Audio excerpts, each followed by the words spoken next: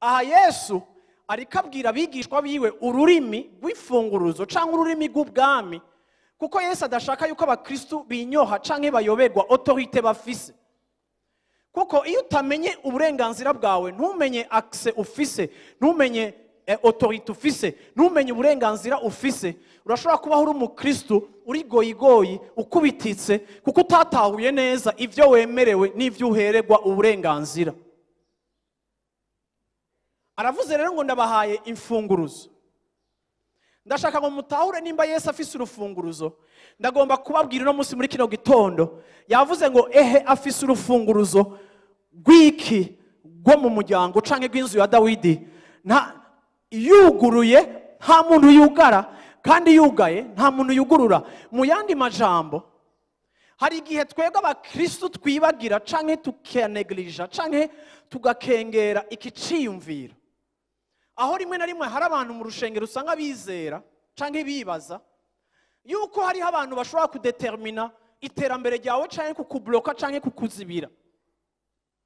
Hariho abantu usanga ubayeho witeze ko aribo bazokugurura imiryango imwe, ukabubakirako ukibaza ko aribo bazotuma ushika ku bintu bimwe bimwe. Ndaje kukubwira ngo uyu Yesu afise urufunguruzo rwo mu muryango wa Dawidi. Yesu ashimwe cyane. Niwe afise urufunguruzo, iyo yuguruye ata muntu ashobora kugara. Abantu bose uzi bafise imfunguruzo bafise bo kwinjizamwo, bose bagendana urufunguruzo rumwe.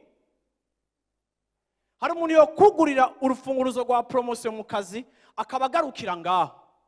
Ariko ndaje kubamenyesha no musi muri kino gitondo nk'abizera, kugira ngo muterure amaso yanyu kuri uwo mwakurikiye, igihe yariko arimenyekanisha uwera, le véritable, c'est lui qui détient la clé. Ndashaka kumubabwira ko no musi muri kino gitondo kugira ngo umenye ngo uyo mu kumushira kwa amaso yawe ugomba gutahura yuko wewe ntafise urufunguruzo rw'umuryango umwe gusa, ntafise urufunguruzo rwo kwirembo gusa, ntafise urufunguruzo rwo mu cumba gusa, ntafise urufunguruzo rw'igikoni gusa, ariko afise urufunguruzo rwugurura hose. Aba wemera mu muzima ushaka gukonekta nabo, imfunguruzo bafise zugurura imiryango mike ugereranije n'imiryango Yesu ashobora kugurura. Igihe uteruye ukwizera kwawe, igihe umenye ngo uyu niwe yahawe accès kandi uyu niwe yahawe autorite ku miryango yose. Kandi reka nababwire urufunguruzo rwiwe ni passepartout.